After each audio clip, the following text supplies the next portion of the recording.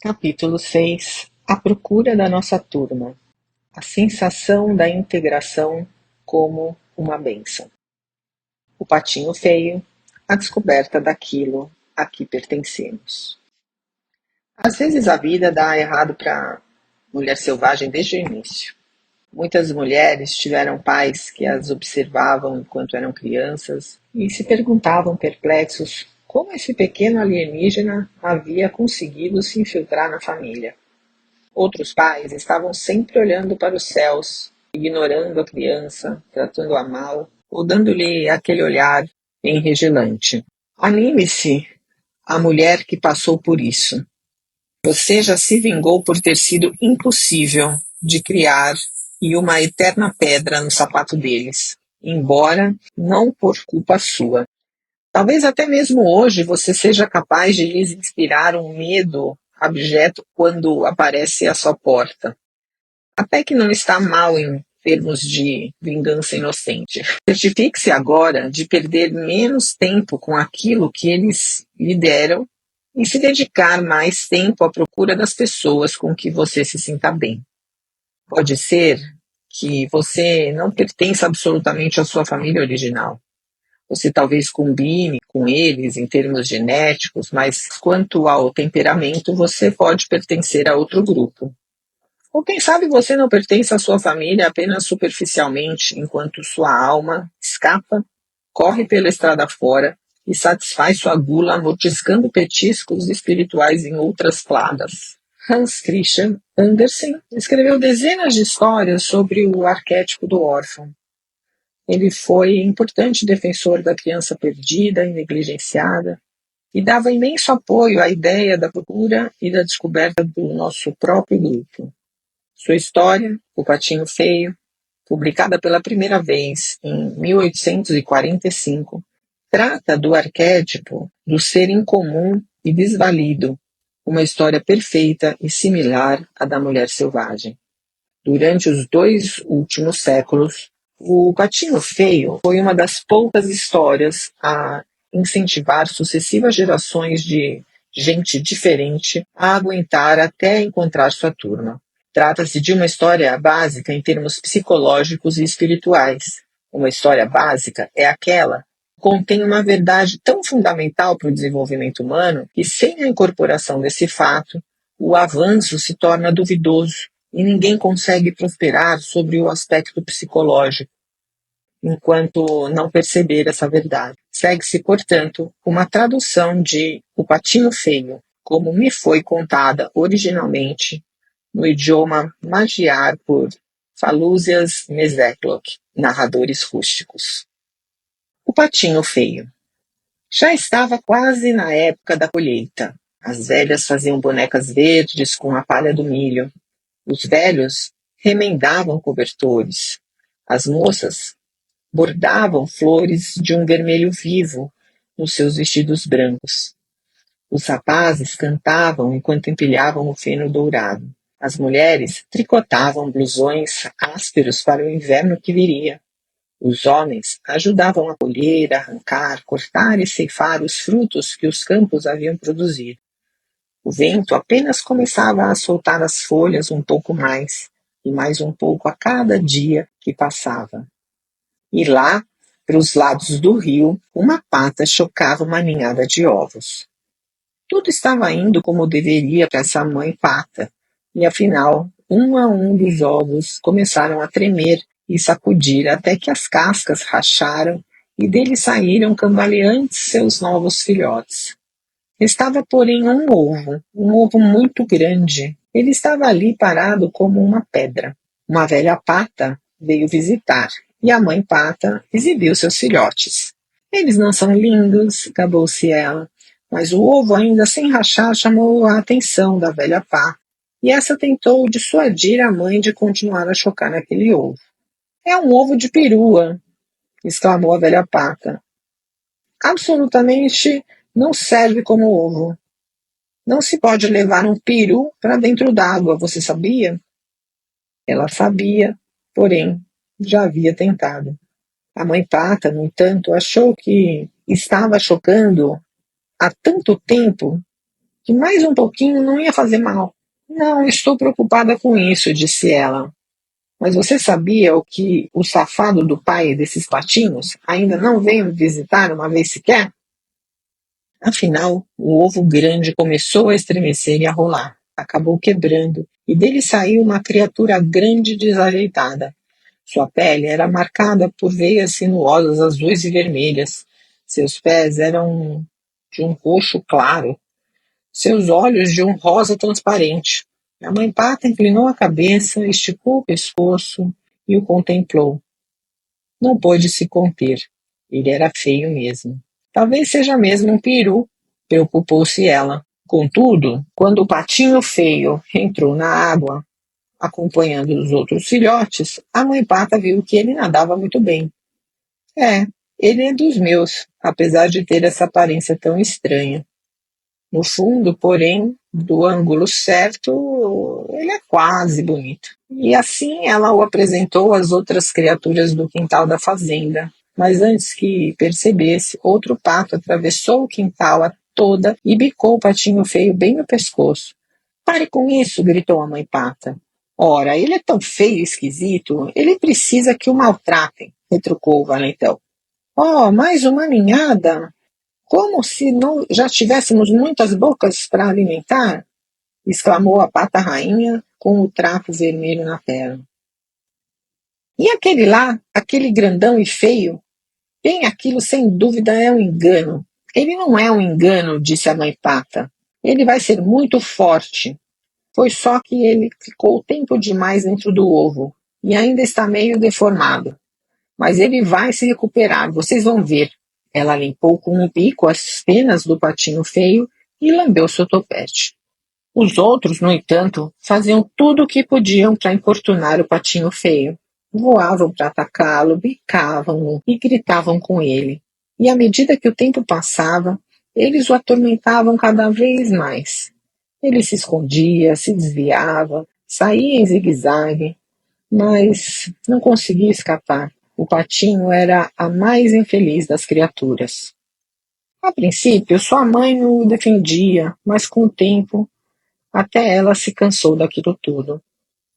Como eu queria que você fosse embora, exclamou, exasperada. E foi assim que o patinho feio fugiu, com a maior parte de suas penas arrancadas e todo enlameado. Ele correu e correu até chegar num pântano. Ali ele se deitou à beira d'água com o pescoço esticado e sorvia um pouco de água de vez em quando. Dos juncos, 2 gansos o observavam. Eram jovens e cheios de si. E você aí, criatura horrorosa, disseram rindo a socapa. Quer vir conosco até o próximo condado? Há um bando de gansas solteiras por lá, prontas para serem escolhidas. De repente, ecoaram tiros. Os gansos caíram como um barro e a água do pântano ficou vermelha como sangue. O patinho feio mergulhou para se abrigar e por toda parte só havia tiros, fumaças e cães latindo. Afinal, o pântano ficou tranquilo e o patinho saiu correndo e voando a maior distância possível. Perto do anoitecer, ele chegou a um pobre casebre. A porta estava pendurada por um barbante e havia mais fendas do que paredes. Ali vivia uma velha, esfarrapada, com seu gato desgrenhado e sua galinha vesga. O gato fazia jus a morar com a velha por apanhar camundongos, a galinha por botar ovos.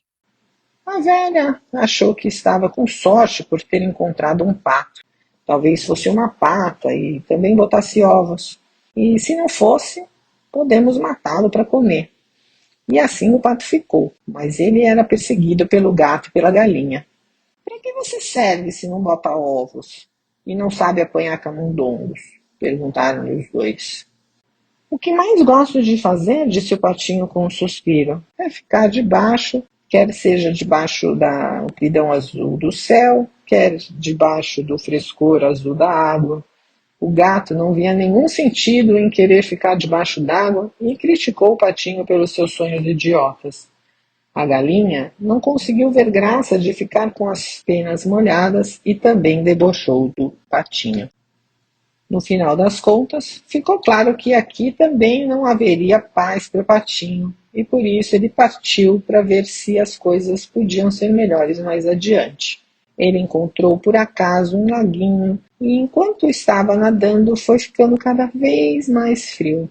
Um bando de aves passou voando lá em cima, as mais lindas que ele já havia visto. Elas gritaram para cumprimentá-lo, e ouvir suas vozes fez com que o coração do patinho saltasse e se apertasse ao mesmo tempo. Ele gritou de volta com uma voz que nunca havia emitido antes. Ele nunca havia visto criaturas mais lindas e nunca havia se sentido mais desolado. Ele girou e girou na água para observá-las enquanto desapareciam nos céus. E depois mergulhou até o fundo do lago e ali se aninhou trêmulo. Estava fora de si por sentir um amor desesperançado por aquelas enormes pássaros brancos, um amor que ele não conseguia entender. O vento mais frio começou a soprar e foi ficando cada vez mais forte com o passar dos dias, e a neve caiu sobre o gelo. Os velhos quebravam o gelo nos baldes de leite e as velhas fiavam até tarde da noite. As mães alimentavam 3 bocas de cada vez à luz de velas, e os homens saíam à procura de ovelhas sobre o céu branco da meia-noite. Os jovens entravam na neve até a cintura para ir ordenhar, e as moças imaginavam ver o rosto de rapazes bonitos nas chamas do fogão enquanto cozinhavam. E no lago, ali por perto, o patinho precisava nadar cada vez mais rápido em círculos para manter um lugar aberto no gelo. Um dia de manhã, o patinho se descobriu preso no gelo, e foi aí que ele sentiu que ia morrer. 2 patos selvagens vieram voando e chegaram escorregando no gelo. Eles observaram o patinho. "Como você é feio!" grasnaram. "Pena, é uma tristeza. Não se pode fazer nada por alguém como você." E saíram voando. Felizmente, um lavrador passou por ali e libertou o patinho, quebrando o gelo com o seu cajado. Ele levantou o patinho, abrigou-o no casaco e voltou para casa. Na casa do lavrador, as crianças quiseram pegar o patinho, mas ele teve medo. Voou até os caibros do telhado, fazendo com que toda a poeira caísse na manteiga. De lá de cima, ele mergulhou direto para dentro do balde de leite e, quando ia saindo, todo molhado e grudento, caiu no barril de farinha de trigo. A mulher do lavrador saiu atrás dele com uma vassoura, enquanto as crianças riam a mais não poder. O patinho saiu agitado pela porta do gato e, lá fora, afinal, caiu quase morto na neve. Dali, ele se forçou a prosseguir até chegar a mais um lago, a mais uma casa, a outro lago, a outra casa, e o inverno inteiro transcorreu dessa forma, alternando entre a vida e a morte. Mesmo assim, a brisa suave da primavera voltou. As velhas vieram arejar os acolchoados e os velhos guardaram suas ceroulas compridas. Novos bebês chegavam no meio da noite, enquanto seus pais andavam de um lado para o outro no quintal, debaixo do céu estrelado. Durante o dia, as moças enfiavam narcisos no cabelo e os rapazes examinavam os tornozelos femininos. E num lago por ali, a água ficou mais agradável e o patinho feio que nela boiava abriu as asas.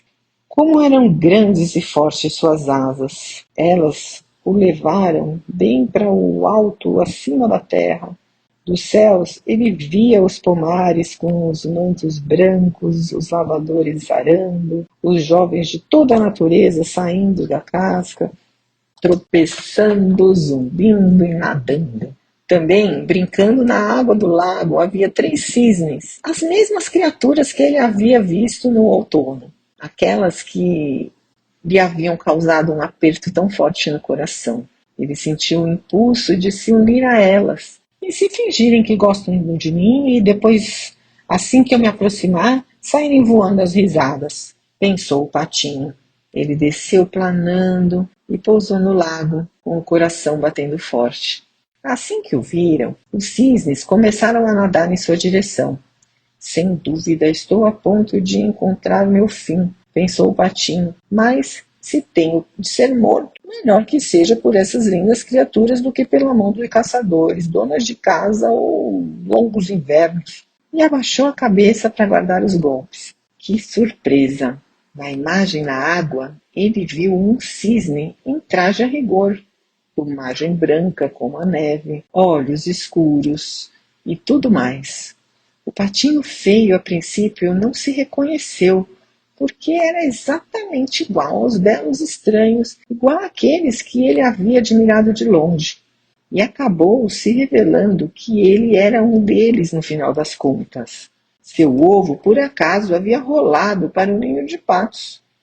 Ele era um cisne magnífico. E pela primeira vez sua própria família se aproximava dele, tocando com cuidado e carinho com as pontas das asas. Eles lhe limparam as penas com seus bicos e nadaram muito ao seu redor para cumprimentá-lo. Ei, tem mais um cisne! Gritaram as crianças que vinham trazer migalhas de pão para os cisnes. Como costumavam fazer as crianças de qualquer lugar, elas correram para contar a todos. As velhas vieram até a beira da água, destrançando seus longos cabelos prateados.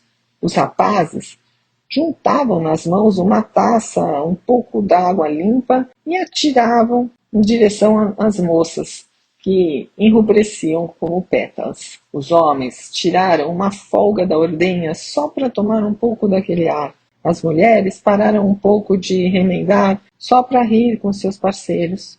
E os velhos começaram a contar histórias sobre como a guerra é longa e a vida é curta. E um a um, fosse pela vida, pela paixão, fosse porque o tempo estava passando, todos se afastavam, dançando. Os rapazes, as moças, todos foram embora dançando. Os mais velhos, maridos, as esposas, todos foram embora dançando. As crianças e os cisnes também se afastaram dançando, deixando ali só nós, a primavera e mais uma mãe pata chocando seus ovos junto ao rio.